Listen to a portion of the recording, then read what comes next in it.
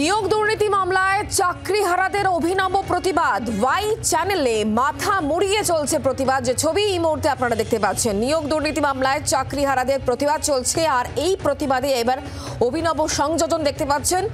মাথা মুড়িয়ে প্রতিবাদ চলছে, যারা চাকরি হারিয়েছেন তাদের প্রতিবাদ চলছে। এবং এই মুহূর্তে দেখতে পাচ্ছেন যে ছবি, ওয়াই চ্যানেলে মাথা মুড়িয়ে প্রতিবাদে সামিল হয়েছেন চাকরিহারারা। এই মুহূর্তে যে ছবি দেখতে পাচ্ছেন নিয়োগ দুর্নীতি মামলা, সেই নিয়োগ দুর্নীতি মামলায় ইতিমধ্যেই কিন্তু প্রতিবাদ চলছে। আমরা কথা বলবো, আমাদের সঙ্গে প্রতিনিধি অয়ন ঘোষাল রয়েছেন সরাসরি। অয়ন, আমরা দেখতে পাচ্ছি চাকরিহারা তারা প্রতিবাদ তো জানাচ্ছেনই, সেই সঙ্গে আদালতের দিকেও তারা নজর রেখেছেন, আর ইতিমধ্যেই একেবারে অভিনব পন্থা, মাথা মুড়িয়ে প্রতিবাদ।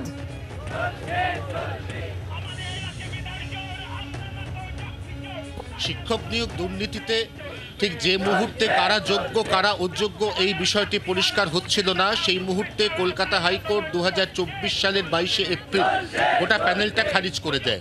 এই প্যানেলের মধ্যে 10% তারা অযোগ্য বলে মনে করেছে কলকাতা হাইকোর্ট, সেটাই হাইকোর্টের অবজারভেশন বা পর্যবেক্ষণ। কিন্তু যেহেতু আলাদা করে কোনো ওয়েমার শিট জমা পড়েনি, অতএব কারা যোগ্য কারা অযোগ্য সেটা বুঝতে না পেরে কলকাতা হাইকোর্ট গোটা প্যানেলটা খারিজ করে দিয়েছে।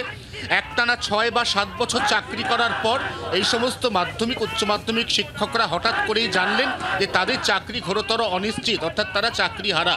এখনো পর্যন্ত তারা নিয়মিত বেতন পান, তারা স্কুলে হাজিরাও মাঝে মধ্যে দেন, কিন্তু তাদের চাকরিটা আছে কি নেই এটা জানা যাবে চলতি মাসের 7 তারিখ, অর্থাৎ আগামী 7ই জানুয়ারি, যেদিনকে সুপ্রিম কোর্টে এদের ভবিষ্যৎ বা এদের ভাগ্য নির্ধারিত হবে।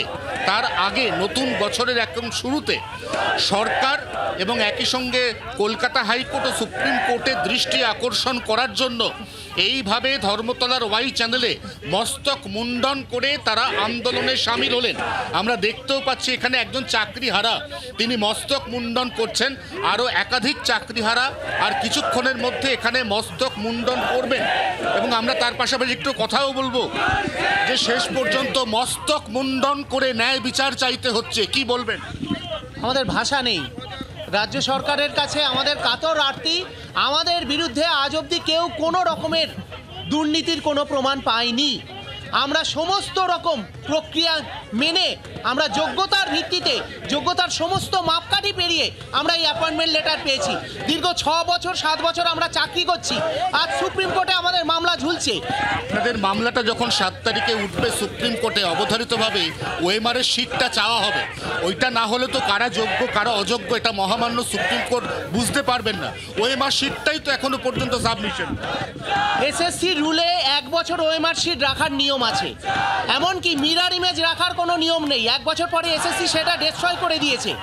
পঙ্কজ বানসালের বাড়ি থেকে সিবিআই হার্ড ডিস্ক উদ্ধার করেছে, সেখানে আমাদের সমস্ত ওএমআর আছে এবং সেগুলো আমাদেরই ওএমআর। আমরা স্বীকার করছি আমরা 89%-এর বেশি টিচার আছি যাদের বিরুদ্ধে কোনো অভিযোগ নেই। কিসের ভিত্তিতে আমাদের 11% অযোগ্য বলে আপনারা বাকি যারা 89% তারা সবাই বাদ পড়ে গেলেন।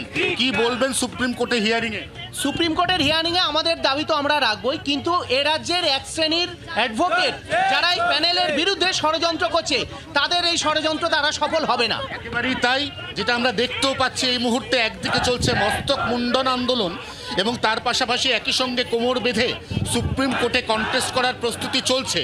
এবং এদের যে যুক্তি, এদের যে দাবি, সেটা হচ্ছে 11% অযোগ্য, 89% যোগ্য, কিন্তু যে প্যানেলটা বাতিল হয়ে গেছে সেটা 100%, অর্থাৎ 11%-এর দুর্নীতির দায় বাকি 89%-এর কেন চাকরি যাবে, এই প্রশ্নের উত্তর এখনো পর্যন্ত এদের কাছে অধরা। এবং সেই প্রশ্নের উত্তর খুঁজতে একদিকে রাজপথে মস্তক মুন্ডন করে প্রতিবাদ আন্দোলন এবং তার পাশাপাশি 7 তারিখের শুনানির জন্য সুপ্রিম কোর্টে যাওয়ার তোড়জোড়, দুটোই একই সঙ্গে চলছে। ধন্যবাদ অয়ন। বাংলার আওয়াজ, বাঙালির আবেগ, জি 24 ঘন্টা।